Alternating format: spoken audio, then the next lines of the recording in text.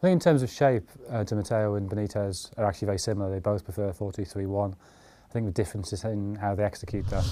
Di Matteo at the start of the season moved Chelsea to a much more attacking style, much closer passing style, using Azar on the left, Oscar in the middle and Mata on the right.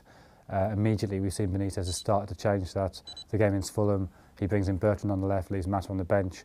What that means is that there's more protection for the fullbacks. What we saw earlier in the season was that while at Trident were playing some lovely passing moves, going forward Chelsea looked fantastic, but the two wide players in that three didn't really track back, and that means a big space in front of the fullback that other teams can exploit. I think the other major difference is in the two in midfield, the holding two.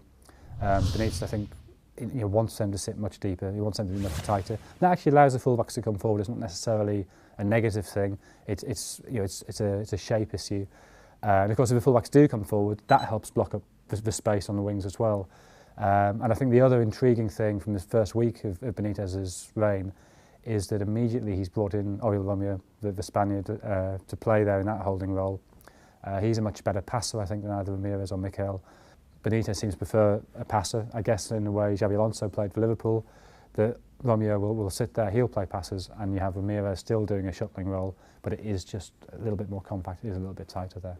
Fernando Torres, I think, is the big problem at Chelsea. The shape issues, I don't think Di Matteo was a million miles from getting it right. He talked about balance a lot, and he obviously was aware what the issues were.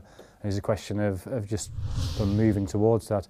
Benitez seems to have starting from the other extreme. He's starting from defensiveness rather than an attacking system. He's not somebody you can bounce the ball off. He's not somebody who needs to work in small spaces. He's somebody who really is great on the counter-attack and needs the ball in front of him. I don't honestly see with this Chelsea squad how they can adapt their style to play like that. And I really don't think, given the quality in the rest of the squad, they should adapt their style to a play like that. I think it was a very, very ill-advised purchase. And I think probably Chelsea have to cut their losses. They have to bring in a centre-forward who's more suited to their way of playing.